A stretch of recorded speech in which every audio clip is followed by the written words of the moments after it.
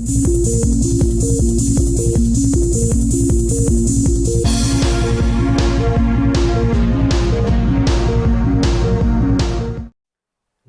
दोस्तों, dynamic classes में आप सभी का स्वागत है। हम पढ़ रहे हैं इस समय यूरोपियन आर्ट, और यूरोपियन आर्ट में आज हमारा एक शानदार टॉपिक है भाववाद। उसको हम विस्तार से पढ़ने वाले हैं। तो जो नए बच्चे हैं इस चैनल को सब्सक्राइब नहीं किए हैं तो कर लें, क्योंकि इस पर आर्ट से संबंधित तमाम सारे वीडियो आपको निःशुल्क मिल जाते हैं। तो प्यारे दोस्तों, देर ना करते हुए हम चलेंगे अपने पहले टॉपिक को शानदार तरीके से देखेंगे। तो उससे पहले हम आपसे बस इतना कहना चाहेंगे कि जीवन जीने की राह आसान नहीं होती, मेहनत करने वालों की किस्मत में जान नहीं होती। ना मेहनत करने वाले अक्सर किस्मत का दोष लगाते हैं, मेहनत करने वालों के आगे तो पत्थर झुक जाते हैं, पत्थर भी झुक जाते हैं। तो प्यारे दोस्तों, ये हमने बहुत पहले एक जो माउंटेन मैन रहे हैं माझी, उनके ऊपर लिखी थी, लेकिन ये आपके जीवन से संबंधित लग रही थी तो आपके सामने प्रस्तुत किया। प्यारे दोस्तों, इसमें यही बताया गया है कि जीवन जीना इतना आसान नहीं होता है, उसके लिए मेहनत करनी पड़ती है। और जो समय पर मेहनत का साथ नहीं करते हैं, मेहनत नहीं करते हैं, वही बच्चे अंत में किस्मत का दोष लगाते हैं। और मेहनत करने वालों की जान किस्मत में अटकी नहीं होती है, वो हमेशा अपने मेहनत पर विश्वास रखते हैं, और मेहनत करने वालों के आगे तो बड़े बड़े पत्थर झुक जाते हैं। माझी जैसे महान व्यक्ति ने इतने बड़े पर्वत को भी खोद के अलग कर दिया। अरुणिमा सिन्हा की तरह उन्हें एवरेस्ट पर्वत पर चढ़ाई कर दी जिनके एक पैर था। तो प्यारे दोस्तों, आप भी कर सकते हो, मेहनत करते रहो। क्योंकि आजकल हम देख रहे हैं पढ़ाई पर बच्चे विशेष ध्यान नहीं देते हैं। सफलता आपको क्यों नहीं मिलती जानते हैं? इसको हम आज आपको लिखित समझा देते हैं। सफलता आपको क्यों नहीं मिलती है? देखिए, फॉर्म तो बहुत लोग भरते हैं। जैसे मान लेते हैं 3 लाख बच्चों ने फॉर्म भर दिया, तो क्या 3 लाख बच्चों का सिलेक्शन हो जाएगा? नहीं। और 3 लाख बच्चे सिलेक्शन के लिए फॉर्म भरते भी नहीं हैं। उसमें सिर्फ सिलेक्शन करने वाले सिर्फ 1000 बच्चे होते हैं, और 1000 वाले बच्चे हमेशा मेहनत पर भरोसा करते हैं। ये 3 लाख बच्चों में से मात्र 10,000 बच्चे धीरे धीरे मेहनत करते रहते हैं, और उसमें से 1000 सफल होते हैं। 1000 बच्चे सफल होते हैं। 10,000 में फाइट करने वाले बच्चों की संख्या 10,000 होती है। बाकी तो ये 3 लाख की केवल भीड़ दिख रही है। ये परीक्षा का इंतजार करते हैं, ये परीक्षा जब आती है तब जुटते हैं। तो आप कहानी एक सुने होंगे प्राचीन समय में कछुए और खरगोश की। तो कछुआ हमेशा निरंतर चाल में चलता रहता है, अंत में वो सफल हो जाता है, और खरगोश तुरंत भागकर सफलता हासिल करना चाहता है तो वो सफलता से वंचित रह जाता है। तो आपकी भी जिंदगी वैसे है। आप तुरंत चीजों को पकड़ना चाहते हो, तुरंत हासिल करना चाहते हो, तो ये लाइन पढ़ लीजिए, जीवन जीने की राह आसान नहीं है। इतना जितना आप समझते हैं उतना आसान नहीं है। बाद में आप फोन करके बताओगे सर मेरा 2 नंबर से रह गया, 3 नंबर से रह गया। जब आपको ईश्वर टाइम दे रहा है तब आप उस 2-3 नंबरों को कवर करने की कोशिश नहीं करते हो, बाद में तो कहोगे ही। तो इसलिए अभी टाइम है, मेहनत करो प्यारे, मेहनत कर लो, और उन 3-4 नंबरों की आस ना छोड़ो। इतने नंबर करके आना है कि उस कॉपी को कोई हटा ना सके, उस सफलता को हमेशा हमेशा के लिए आपके पास भेजा जाए। तो प्यारे दोस्तों, ये थ्योरी आप समझ लो कि 3 लाख में से 10,000 वाले में आपको जाना है, जिसमें से 1000 बच्चे फाइट करके सिलेक्ट होंगे, या उन 3 लाख की भीड़ में आपको शामिल होना है जो कोई काम के नहीं है, सिर्फ उनका फॉर्म भरना है, परीक्षा का इंतजार करना है, परीक्षा से 2-4 दिन पहले कॉपी किताब देख लेना है। 2-3 दिन के अंदर सफलता अर्जित नहीं हो सकती है। तो तो अब आपके हाथ में है, आप क्या करने चाहते हो, आपके मन में है, आप अपने हिसाब से करो, क्योंकि छोटे बच्चों को सिखाया जाता है, बड़े बच्चों को तो सिर्फ मार्ग बताया जाता है। तो आप लोग चलते हैं अपने टॉपिक पर फाववाद को विस्तार से पढ़ने के लिए।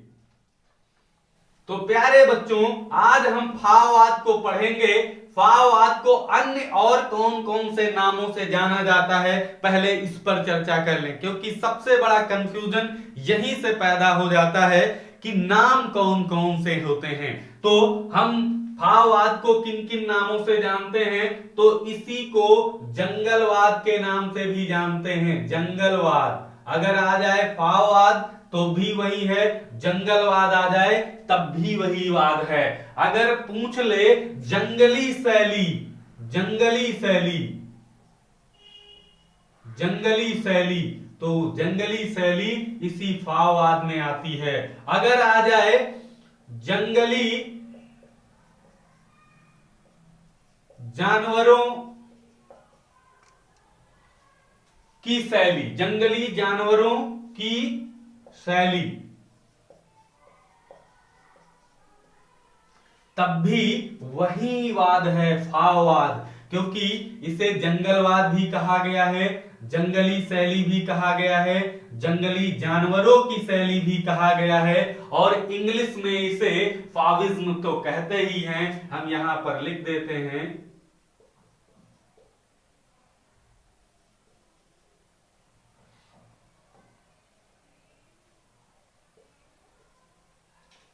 तो इतने नामों को आप लोग अपने दिमाग में बैठा लें, और ये बहुत ही महत्वपूर्ण टॉपिक है। इससे परीक्षा में 1-2 क्वेश्चन हमेशा पूछे ही जाते हैं, तो इसको विस्तार से पढ़ेंगे। सर्वप्रथम तो हम फाववाद पर पूर्ण रूप से विस्तार से चर्चा करें, इससे पहले तो हम इसके मुख्य मुख्य चीजों पर चर्चा कर लेते हैं। तो हम यहाँ पर पहले बात करेंगे सर्वप्रथम समय की। तो समय क्या था, तो समय में ध्यान रखना है 1905 ईस्वी का समय था जब ये फाववाद पनपा। कहां पनपा, तो देश का नाम ध्यान रखना है, बिल्कुल देश याद रखेंगे, फ्रांस में। फ्रांस में ये फाववाद पनपा था। और प्रणेता कौन है, प्रणेता, तो प्रणेता कौन है इसके, तो पॉल गॉगिन, याद रखेंगे, पॉल गॉगिन को इसका प्रणेता माना जाता है। पॉल गॉगिन प्रणेता हैं, या प्रणेता स्रोत मान सकते हो।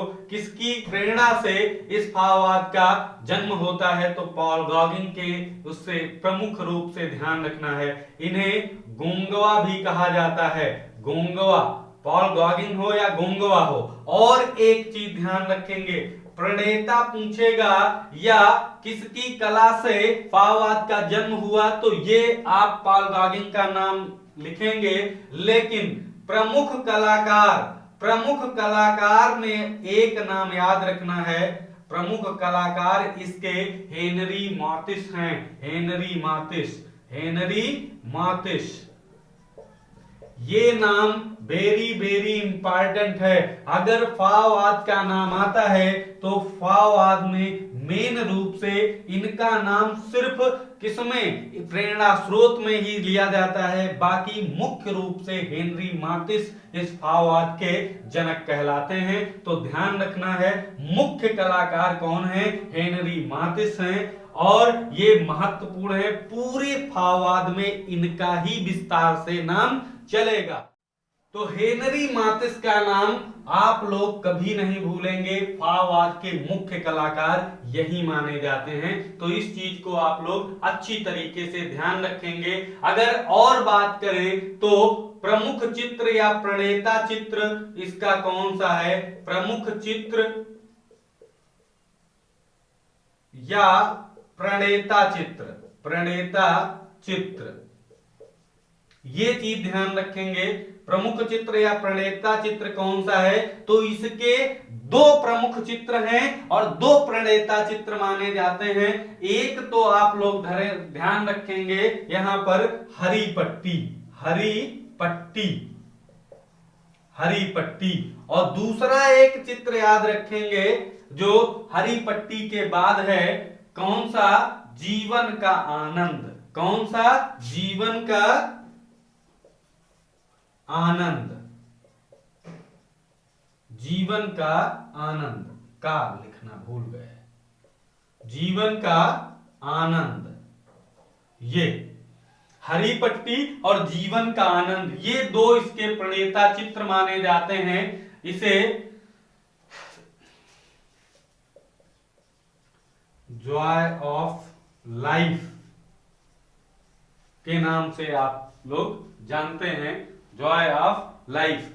तो ध्यान रखना है, ये दोनों किस तरह से इसके प्रणेता चित्र मानते हैं। तो फाववाद की दो प्रदर्शनियां हुई, एक हुई 1905 ईस्वी में, एक 1905 में, तो इसको प्रदर्शित किया गया था, और दूसरी होती है 1906 ईस्वी में, तो इसको प्रदर्शित किया गया था। तो इसीलिए प्यारे दोस्तों, हरी पट्टी 1905 के आधार पर है और जीवन का आनंद 1906 प्रदर्शनी के आधार पर माना जाता है।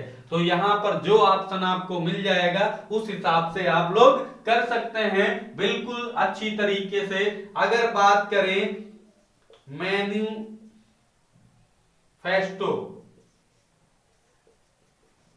मैन्युफेस्टो या इसी को कह सकते हैं घोषणा पत्र। घोषणा पत्र किसने तैयार किया, तो इस चीज को यहां पर लिख देते हैं। तो एक नाम याद रखना है, लुईस वॉक्सेल। लुईस वॉक्सेल, ये नाम ध्यान रखना है। इन्होंने मैनिफेस्टो या घोषणा पत्र तैयार किया, किसका? फाववाद का। तो ये मोस्ट इंपॉर्टेंट चीजें थी जो फाववाद से संबंधित है। तो इसके कलाकार देख लेते हैं। कलाकार, प्रमुख कलाकार, फिर आगे चर्चा करते हैं। प्रमुख कलाकार कौन कौन से हैं? तो आंद्रे देरे एक नाम याद रखना है, आंद्रे देरे, या डेरे भी मिलता है, डेरेन भी मिलता है, ध्यान रखना है।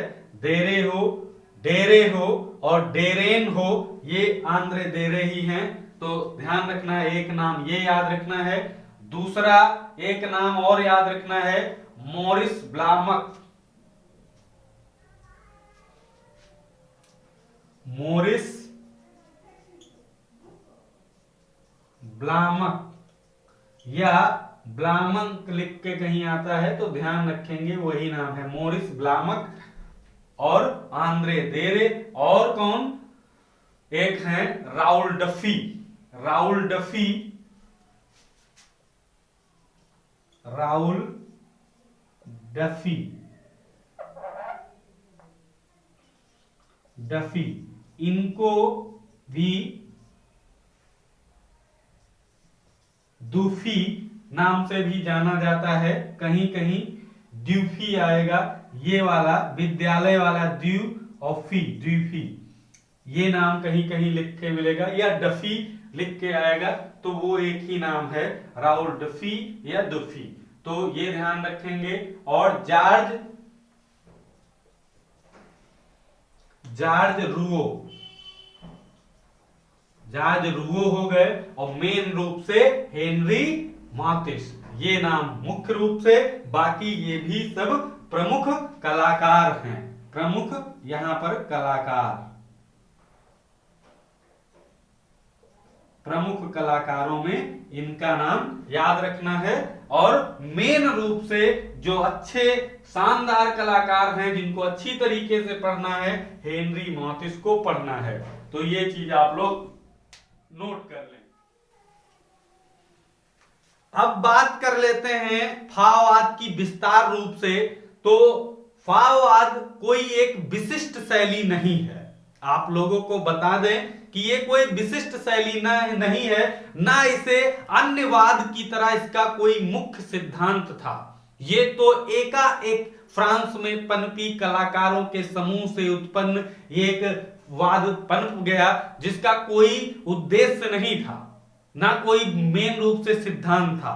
इसको तो हेनरी मातिस ने एक कलाकार समूहों का प्रदर्शनी के रूप में नेतृत्व किया, तो उसका नाम लुइस जो बॉक्सवेल थे उन्होंने दे दिया फाओवाद। तो इससे इसका नाम प्रचलित हो गया। तो इस पर चर्चा कर लेते हैं थोड़ी हम। तो बात करते हैं फाओवाद शब्द की। तो फाओवाद फ्रेंच भाषा का शब्द है, फ्रेंच भाषा का शब्द है जिसका अर्थ है जंगली जानवर, जंगली जानवर। ये चीज ध्यान रखेंगे। फाओवाद जो है फ्रेंच भाषा का शब्द है जिसका अर्थ है जंगली जानवर। तो ये चीज ध्यान रखेंगे। फाओवाद जैसा कि बताया कोई विशिष्ट शैली नहीं, ना कि इसका कोई उद्देश्य और मेन रूप से सिद्धांत था। ये पहली प्रदर्शनी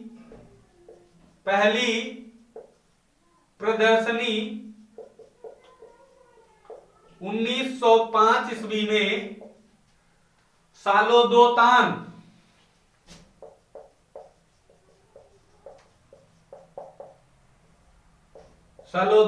में होती है पहली प्रदर्शनी, जिसमें कुछ कलाकार होते हैं जो अभी हमने इसके फाओवाद के कलाकारों में बताया था। उसका नेतृत्व करते हुए हेनरी मातिस एक ये प्रदर्शनी में जाते हैं। इस प्रदर्शनी के कला समीक्षक थे कौन? बॉक्सवेल। कौन? बॉक्सवेल। ध्यान रखेंगे, लुई बॉक्सवेल, लुइस बॉक्सवेल ये इसके कला समीक्षक थे।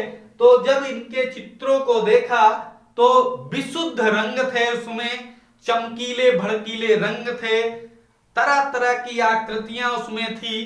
तो उसको देख करके उन्होंने कह दिया फाओवाद, यानी फाओवाद मतलब जंगली जानवर, जंगली जानवर कह दिया। इससे उस वाद का नाम ही पड़ गया फाओवाद। तो ये चीज ध्यान रखेंगे। तो पहली प्रदर्शनी जिसका नेतृत्व कौन कर रहे थे? हेनरी मातिस थे। तो उन्हीं इसीलिए उन्हें मुख्य रूप से उस वाद का कलाकार माना जाता है। नेतृत्व कौन करते थे? तो यहां पर लिख सकते हो नेतृत्व मातिस कर रहे थे। ये चीज ध्यान रखना है इसका, पहली प्रदर्शनी का। और दूसरी प्रदर्शनी ध्यान रखना है। दूसरी प्रदर्शनी कब हुई? तो 1906 ईस्वी में हुई, और ज्यादा समय तक ये नहीं चला। ये 5, 6 और 7 में समाप्त हो गई थी। दूसरी प्रदर्शनी कब हुई? 1906 ईस्वी में हुई थी। और बात करें अधिकांश जो चित्र थे, अधिकांश चित्र जो थे वो सब समुद्र के किनारे के थे, समुद्र के किनारों के, समुद्र के किनारों के थे, सार्वजनिक स्थलों के थे, सार्वजनिक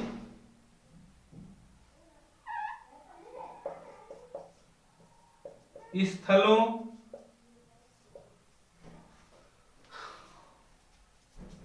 समारोहों,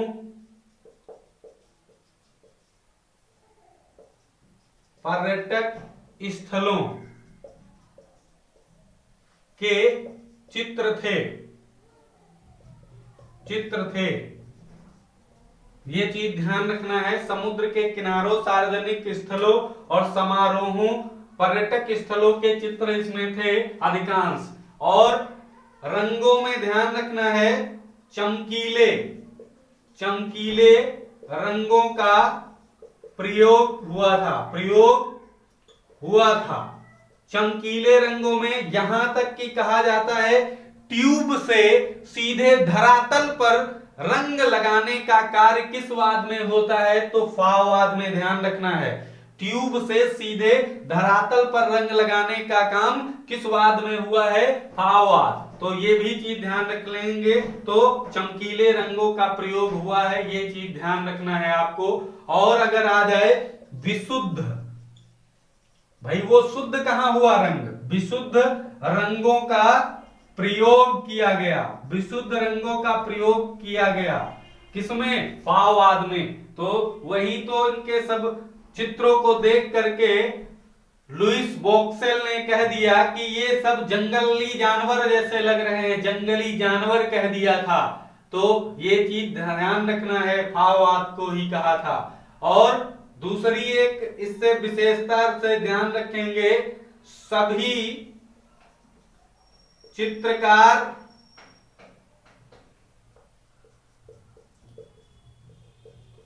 संगीत प्रेमी थे, संगीत प्रेमी थे। ये भी एक विशेषता है। सभी चित्रकार किस वाद के संगीत प्रेमी थे? सभी चित्रकार किस वाद के संगीत प्रेमी थे? तो फाववाद के। इसमें एक नाम जो मोरिस ब्लामक लिखा है, उनके पिताजी संगीतज्ञ थे। मेरे हिसाब से सोचना, ये कहीं किताब में नहीं लिखा है, उन्होंने ही इन सब कलाकारों को इस संगीत के लिए प्रेरित किया होगा और सुनाया होगा, इसीलिए ये सब संगीत प्रेमी थे। तो ये चीज ध्यान रखना है। तो मेरे हिसाब से, बाकी एक किताब में नहीं लिखा है, ध्यान रखना है। और एक महत्वपूर्ण चीज, फ्रांस में फाववाद का जन्म हुआ। फाववाद का जन्म फ्रांस में हुआ, फ्रांस में हुआ। लेकिन इसका प्रभाव जर्मन कला पर पड़ा, जर्मन कला पर पड़ा। ये भी चीज इंपॉर्टेंट है कि फाववाद का प्रभाव किस कला पर पड़ता है, तो जर्मन कला पर इसका विशेष रूप से प्रभाव पड़ता है। तो ये फाववाद से संबंधित कुछ चीजें थी जिसको आपके सामने विस्तार से बताया। अब एक कहानी आपके जीवन में तो ये नाश्ती होगी, फाववाद से संबंधित कि या कोई विशिष्ट एक शैली नहीं थी, ना ही इसका कोई विशेष उद्देश्य या सिद्धांत था। ये तो एकाएक आ टपकी फ्रांस में 2-3 साल के लिए। तो ये चीज ध्यान रखेंगे। हेनरी मातिस ने पहली प्रदर्शनी का नेतृत्व किया था, जिसमें कला समीक्षक ने इसे जंगली जानवरों की शैली के नाम से संबोधित कर दिया, इसलिए ये तब से प्रसिद्ध हो गई। इसके अधिकांश चित्र समुद्र के किनारे, सार्वजनिक स्थलों, समारोह, पर्यटक स्थलों के थे और इसमें विशुद्ध रंगों का प्रयोग हुआ है। सीधे ट्यूब से निकालकर धरातल पर कोई चीज अगर रंग दिया जाए तो वो चीज अच्छी नहीं लगेगी। तो ये भी चीज ध्यान रखना है, सभी चित्रकार संगीत प्रेमी थे। फाववाद का जन्म तो फ्रांस में होता है, लेकिन प्रभाव जर्मन कला पर पड़ता है। तो ये महत्वपूर्ण चीज। प्यारे बच्चों, यहां पर नोट कर लो, हेनरी मातिस, यही मेन है फाववाद का कलाकार। इसको अच्छी तरीके से पढ़ लेना है, हर एक टॉपिक से समझ लेना है, क्योंकि यही इंपॉर्टेंट है। मुख्य रूप से प्रमुख कलाकार यही माना जाता है। जन्म इसका, तो इसका जन्म प्यारे बच्चों 1869 ईस्वी में हुआ था। 1869 ईस्वी फ्रांस में हुआ था, फ्रांस में। ये चीज ध्यान रखेंगे। मृत्यु इसकी, मृत्यु 1954 ईस्वी में हुई थी, ये ध्यान रखेंगे। मृत्यु 1954 ईस्वी में। यह मूर्तिकार और चित्रकार दोनों था। इसने एक गुलाम नाम की मूर्ति भी बनाई है, तो उसको हम बता देंगे भी, कांस्य की मूर्ति है। तो चित्रकार और मूर्तिकार दोनों था, ये भी ध्यान रखेंगे। और किसे फाविस्ट कलाकार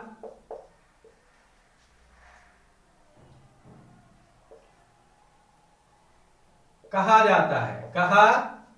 जाता है, तो हेनरी मातिस को ध्यान रखेंगे। किसको फाविस्ट कलाकार कहा जाता है? तो हेनरी मातिस को ध्यान रखेंगे। दूसरा चीज, इसको एक संबोधन दिया जाता है आधुनिक आधुनिक युग का दूसरा पिकासो। दूसरा पिकासो किसे कहा जाता है? कहा जाता है, ये चीज ध्यान रखेंगे। आधुनिक युग का दूसरा पिकासो, आधुनिक युग मतलब 20वीं शताब्दी, 20वीं शताब्दी। आधुनिक युग किसे कहा जाता है? 20वीं शताब्दी। तो ये चीज ध्यान रखेंगे। और इसने एक अपनी चित्रशाला खोली थी। कब खोली थी ये क्वेश्चन पूछा गया है। मातिस ने अपनी चित्रशाला 1908 ईस्वी में खोली थी। ये भी इंपॉर्टेंट है। और इनसे चीज क्या इंपॉर्टेंट है, और अगर पूछ ले पेपर कट के लिए प्रसिद्ध था तो हेनरी मातिस भी था। हेनरी मातिस, ये ध्यान रखेंगे, हेनरी मातिस था। पेपर कट के लिए भी ये प्रसिद्ध था, ये भी चीज ध्यान रखेंगे। और अब बात कर लें इसके प्रमुख चित्रों पर। प्रमुख चित्र इसके देख लेते हैं। तो एक होता है हरी पट्टी। हरी पट्टी ये 1905 की प्रदर्शनी में प्रदर्शित किया गया, प्रदर्शनी में प्रस्तुत किया गया था 1905 में। और एक है जीवन का आनंद। जीवन का आनंद या जॉय ऑफ लाइफ, ये जीवन का आनंद हो गया। और ये हरी पट्टी जो है ये पहली प्रदर्शनी में, और जीवन का आनंद ये 1906 यानी दूसरी प्रदर्शनी में प्रस्तुत किया गया था।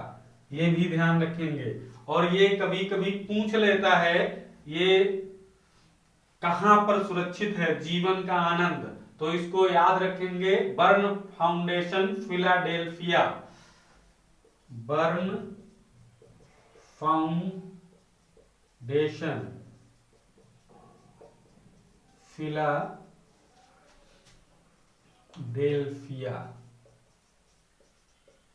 फिलाडेल्फिया, ये वहां पर सुरक्षित है जीवन का आनंद, ये ध्यान रखेंगे। बर्न फाउंडेशन फिलाडेल्फिया में ये सुरक्षित है, ध्यान रखना है। ये 1906 की प्रदर्शनी में प्रस्तुत किया गया था। और चित्रों में बात कर ले तो एक इनका चित्र याद रखना है डांस। डांस ये काफी इंपॉर्टेंट है और ये पूछा जाता है कहां पर सुरक्षित है, तो याद रखेंगे museum of modern art New York, ये चीज इंपॉर्टेंट है। Museum of modern art New York में है। एक और चित्र इनसे है हैट वाली महिला, ये भी पूछा जाता है, तो इसको ध्यान रखेंगे। सैन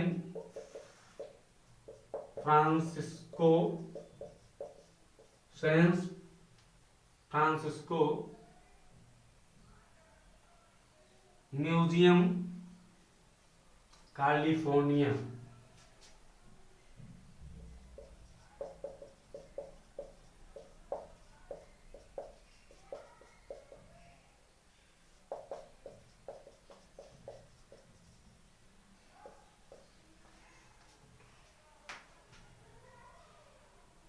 और ये चित्र 1905 ईस्वी का है, ये भी ध्यान रखें। एक अगला चित्र इनसे पूछा जाता है, भोजन की मेज।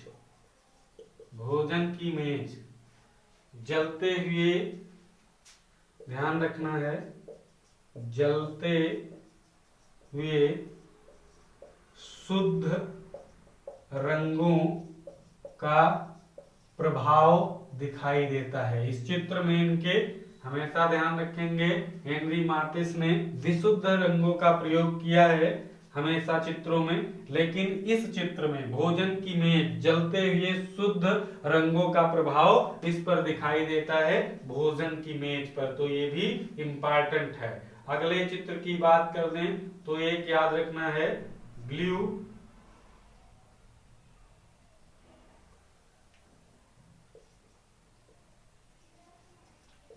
न्यूड, ये भी इनका चित्र है। लाल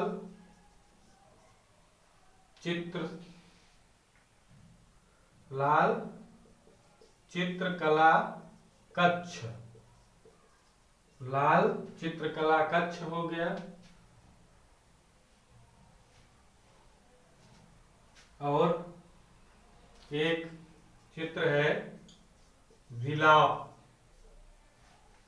ये भी ध्यान रखेंगे। और एक मूर्ति इनसे ध्यान रखना है, गुलाम।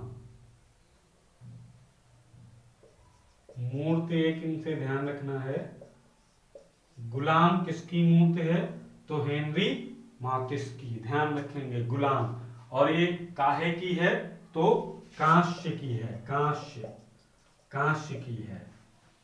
ये भी इंपॉर्टेंट है, तो ध्यान रखेंगे। ये 1900